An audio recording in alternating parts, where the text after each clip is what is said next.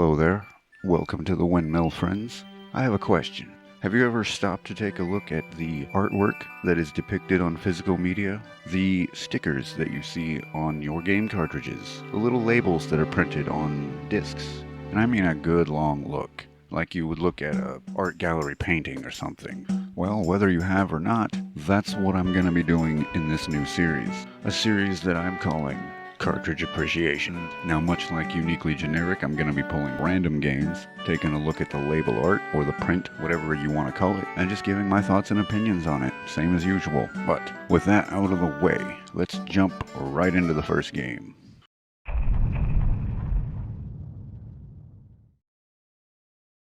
So I'll go ahead and be honest with you, the first game I chose specifically, it is not actually random, and that game is The Legend of Zelda for the NES. Now the cartridge I'm showing here is the gold version, although I do have the gray one as well. I'll show that here in a little bit, but this is the label art for Zelda NES. Now for those of you who might just be listening to these instead of watching them, and maybe are a little fuzzy on what this cartridge looks like, it's about the size of a slice of bread. The label, the sticker itself is like a flat gold color. There's a silver coat of arms looking thing at the top of the label. There are two hearts, a key, and what appears to be some kind of lion. Then The Legend of Zelda is written out below it, the legend of being written in cursive and Zelda being red text. It looks like maybe Roman text. And under that it says experience the challenge of endless adventure.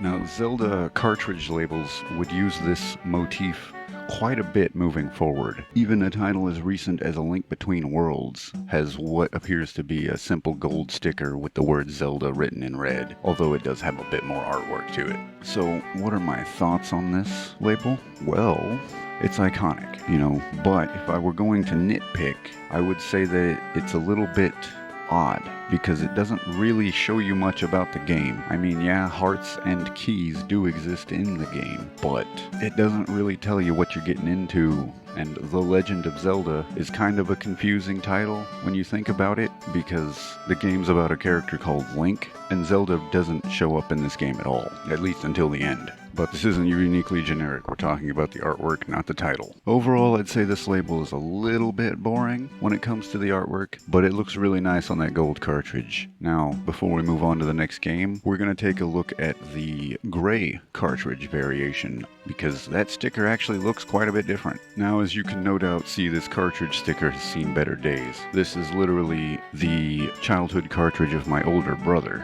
and you can see where I tried to redraw the cartridge sticker art where the sticker had been torn, and believe it or not, this particular cartridge actually works more consistently than the gold one. I don't know why, but we can at least still see the differences between the two stickers. Now the first thing that I noticed was that they moved the words Nintendo Entertainment System to the bottom left of the cartridge. They moved the title from the sort of midsection and put it up top, and then they took the coat of arms thing and put it in the center. Now I actually like this variation a little bit better. I think it's balanced a little bit better, but unfortunately it doesn't look as good on a gray cartridge. And something I'm just now noticing is that this version doesn't have the experience the challenge of endless adventure tagline like the gold cartridge.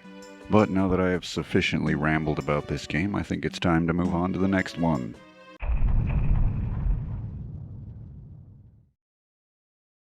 Alright, so game number 2 is the very first Castlevania game for the NES, and I have to come right out and say it. I love the Castlevania label art. It's so stunning and atmospheric. I love the artwork for the title itself. The word Castlevania looks really cool in this text. The big Dracula in the background behind the castle. The crescent moon, you can even see a few bats flying around. And then of course we have Simon here, who just looks like a generic sort of medieval badass. And that's about it. That's the whole artwork. It's got this nice use of color. The rocks underneath the castle are green for some reason, which looks really cool. It kind of matches the aesthetic of NES games in general. But then the sky almost looks like a sunset. You can see a lot of orange in the lower part, and then up in the sky it just turns bluish black. And this kind of cartridge label artwork is pretty normal for Konami back then. They made some really decent artwork for their games. I mean, overall, this art just really sets the tone and gives you a real good idea of what you're about to get into. So this is good art. And we're gonna leave it pretty much at that and move on to the next game. Up next on the chopping block, we have Punch-Out! Now, I want to be very clear, this is just Punch-Out! It's not Mike Tyson's Punch-Out! So it is a different label, but it's a very good one. Much like Castlevania, the artwork here has a lot of depth. You can see just the hint of a crowd in the background. You can see the ring lights above. You can see the boxing ring. You can see the referee. And then, of course, in the forefront are the two boxers. Now, you might notice a crude mustache drawn in Sharpie on the dude on the right's face. Of course, when I was a kid, I had no concept of the value these games might have later on in life, so drawing on them was just something that I did occasionally. But that's beside the point. What do I think of this artwork? I think it's really good. And obviously it tells you what kind of game you're playing without outright saying, hey, it's a boxing game. It's just called Punch-Out! And I think that's a good bit of artwork there. One kind of minor detail that I appreciate about this is that the referee in this artwork kind of resembles Lou Albano, who played Mario in the old Super Mario Bros. Super Show. And if you know anything about Punch-Out!, you know that in-game, the referee is just Mario. But I've also compared the referee in the artwork to Billy D. Williams, the man who played Lando Calrissian in the Star Wars franchise. One little detail that doesn't make a whole lot of sense to me is the sparks coming off of the dude's face, the dude who's getting punched. There's some like sparks coming off of his face. Now, I don't really understand why that's depicted in the artwork, but I guess it's supposed to be there to sort of make it a bit more clear that the dude's getting punched. Although they could have just put like some motion streaks behind the dude's fist, but that's a small complaint. I still like what they did with it. Anyway, we're gonna move on to the next game.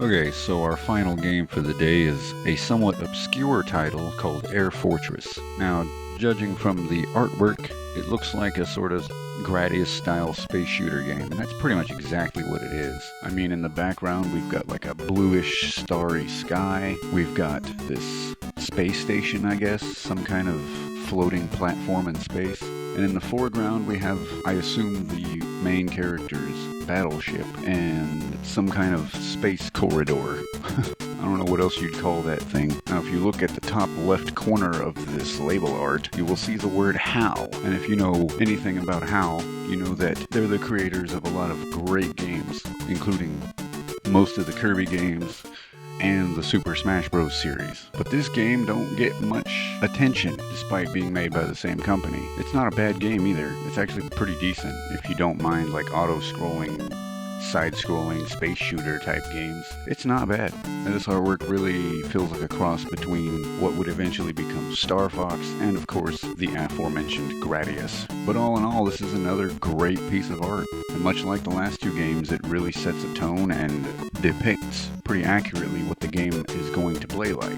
And back then, when you picked up a game, you didn't have the internet to look up reviews and stuff. You didn't really have much to look at or read up on the game to find out exactly what it was like. So the cartridge art was usually your first impression of the game. So it was generally just a good business practice to make your cartridge art look really eye-catching and appealing to people. And they did a really good job on this one. Anyway, I want to thank everybody for checking out this new series on my channel. Let me know if you like it. If not, I won't make any more. But with that said, thank you everybody so much for watching this video. As always, take it easy, and I will see you next time.